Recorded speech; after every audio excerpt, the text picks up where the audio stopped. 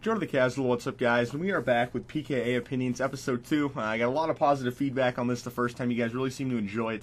So I'm definitely going to be making this a weekly thing. And one thing you guys wanted me to do was at the beginning of every show, talk about the guests they had on PKA and my opinions on it. They didn't really have a guest tonight. They did bring on Kimmy J halfway through to do some prank calls, so I guess I'll talk about that.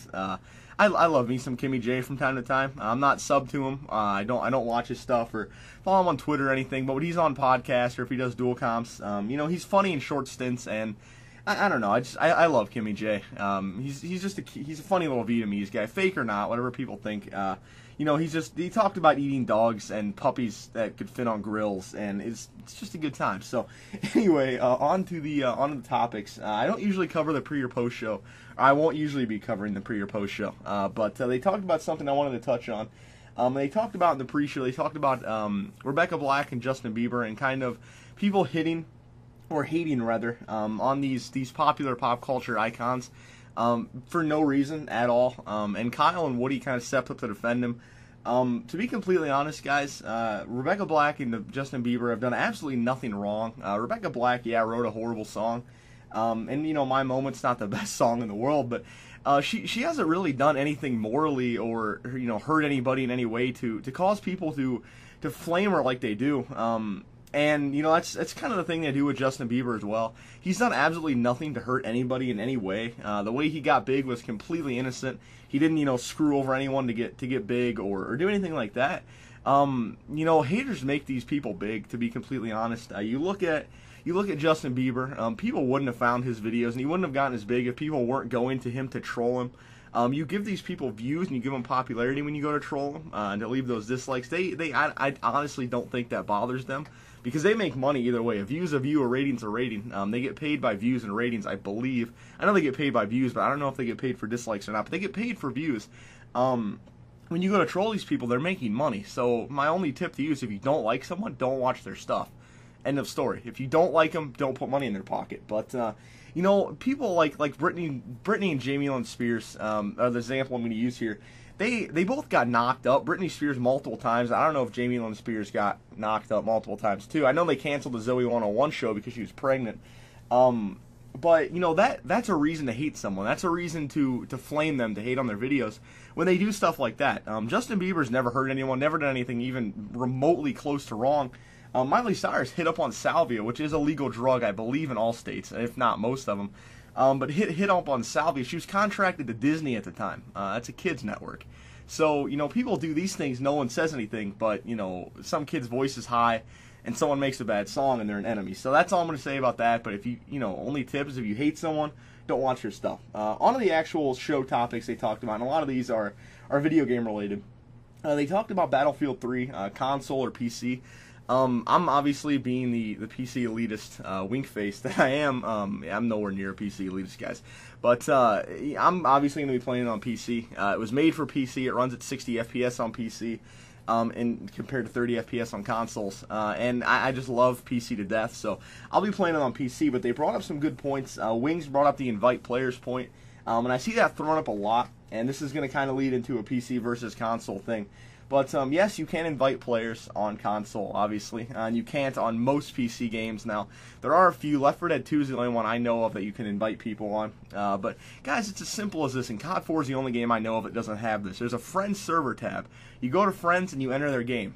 That's it. It's that simple. It's not as if it's, luck that you have to get thrown in with somebody or something like that. You just go to their server and join their session. It's not hard. Sure, sometimes you don't get on the same team, but that's one of the prices you pay for being a PC gamer. You don't always get those luxuries, but I understand, and I probably will get Modern Warfare 3 for both because I have a lot of friends on Xbox and PC. They're going to play it, so I probably will. I haven't completely stopped console, so that's that. They also talked a little bit about StarCraft.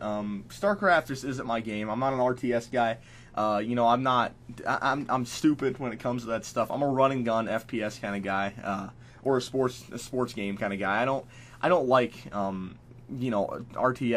It's not my style. So that's all I have to say about that. On to the thing, they talked about Black Ops sniping. I actually played a little bit of Black Ops with Norco the other day. And it does feel a lot easier. I was actually able to go neutral sniping and domination, which I'm horrible at sniping.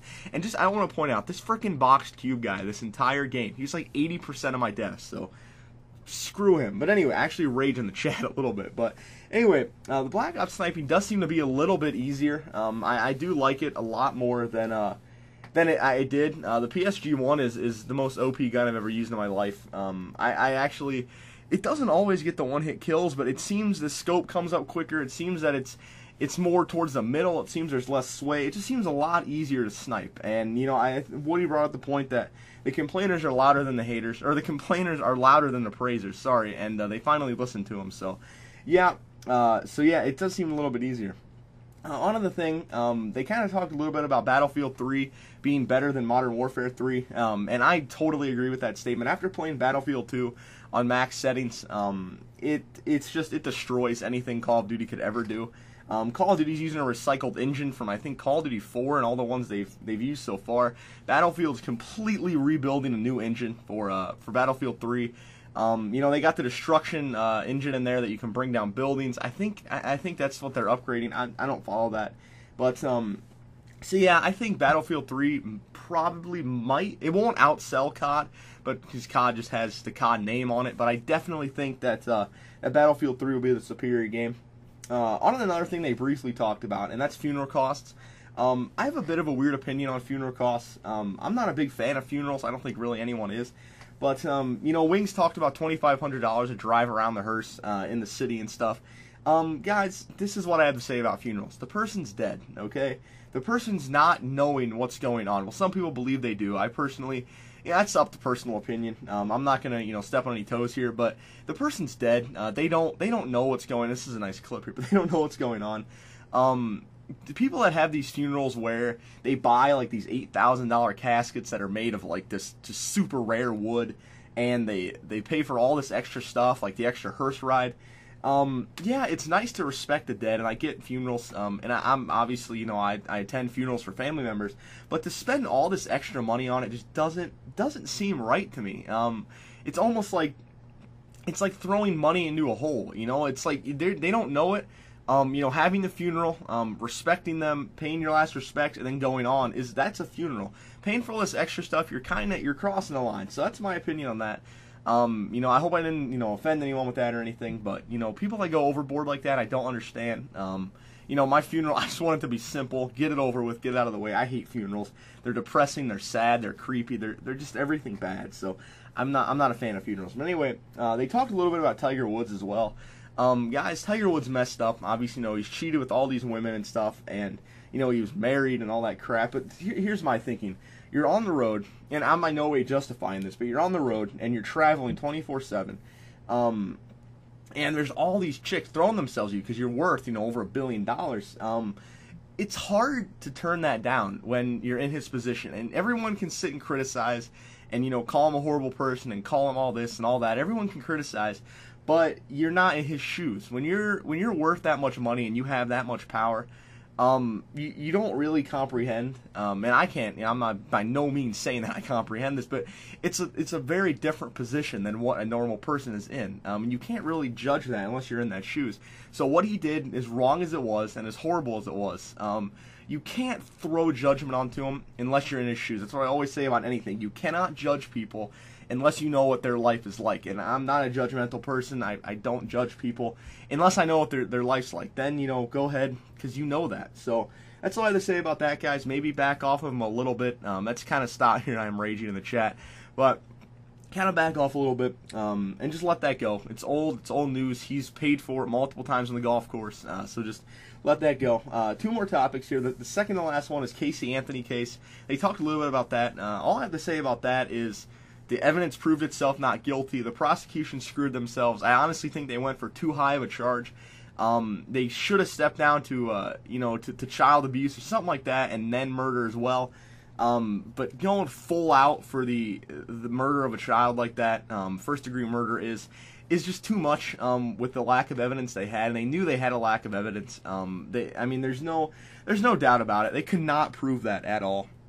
So, I mean, think what you want about that, but the evidence speaks for itself. She was found not guilty by a jury. As screwed up as the judicial system is, I personally think she did it, but that's just me. But the judicial system is corrupt, it's horrible, and it'll always be that way. And the last thing I wanted to talk about here was parking wars, and this is a show that Wings talked about, but I'm not necessarily going to talk about the show as much as what they do on it. So basically what they do is, if you have an outstanding parking ticket or tickets and they find your car, they boot it and they tow it basically. And then what you have to do is you have to pay your tickets, you have to pay a towing fee, you have to pay to get it out of the impound lot, and you have to pay a legal fee for being late, which basically turns a $51 ticket into a $600 and some expense. Is that fair? No, not at all.